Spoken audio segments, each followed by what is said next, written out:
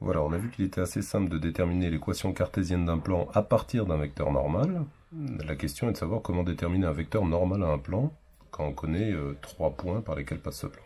Donc j'ai pris l'exemple de 3 points A, B, C, d'accord, par lequel, c'est une propriété, ne passe qu'un seul plan de l'espace. Voilà.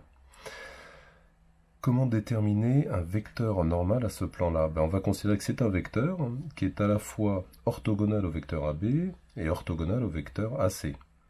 Il existe une infinité de vecteurs orthogonaux au vecteur AB, donc ça ne suffit pas à déterminer l'orthogonalité au plan, et de même il existe une infinité de vecteurs orthogonaux au vecteur AC, pareil, ça ne suffit pas à déterminer un vecteur orthogonal à AC de considérer cette condition-là. Donc le vecteur AB a pour coordonnées -1, -1, donc -2, 2, -2, 0, -2, -1, -3. Et le vecteur AC a pour coordonnées 3, -1, ça fait 2, -1, -1. Voilà. Et on va chercher donc soit n, le vecteur normal au plan A, B, C.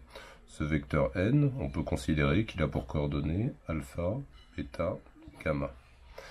N vérifie alors que n scalaire AB égale 0 et que n scalaire AC soit égal à 0. Voilà. Si on exprime cette condition-là, qu'est-ce qui va se passer? La condition 1, elle est équivalente à alpha facteur, donc -2 alpha, bêta fois 0, et -3 gamma égale 0. Voilà, et la condition 2, la condition d'orthogonalité 2, elle est équivalente à dire que 2 alpha moins bêta moins gamma est égal à 0. On peut réunir ces conditions en un système. On va se faire un peu de place.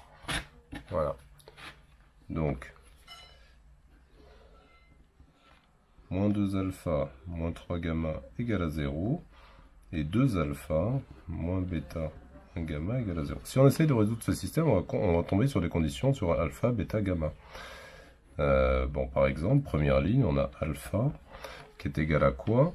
Alpha qui est égal à 3 gamma sur -2, donc -3,5 de gamma. Et qu'est-ce qu'on a ensuite? On peut remplacer alpha parce qu'on a trouvé dans la deuxième équation. Qu'est-ce qu'on va avoir? On va donc avoir 2 fois -3,5 de gamma, moins bêta, moins gamma, égale 0. Ce qui va nous donner une condition supplémentaire sur bêta et gamma. On a toujours cette première condition qui doit être vérifiée. D'accord? Et maintenant on en a une deuxième qui est que -3 gamma, moins bêta, moins gamma doit être égal à 0, ou encore, si on simplifie cette écriture, on doit avoir alpha qui est égal à -3,5 de gamma, et bêta qui doit être égal à, ce qu'on peut dire, -4 gamma. Très bien. Ça ne nous permet pas de trouver alpha, bêta, gamma de façon unique, mais ça n'est pas gênant parce qu'on se doute bien qu'il n'y a pas qu'un seul vecteur normal à ce plan-là. D'accord? Donc c'est à nous d'en choisir un. On fixe par exemple,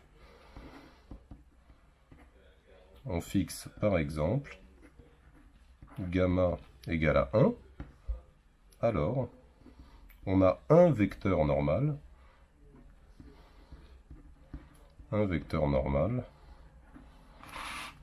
de ABC, d'accord, qui est n. Alors, -3,5, si gamma est égal à 1, bêta égale à -4 et gamma égale à 1. Voilà, et à présent, on peut déterminer l'équation cartésienne du plan ABC en 1 minute.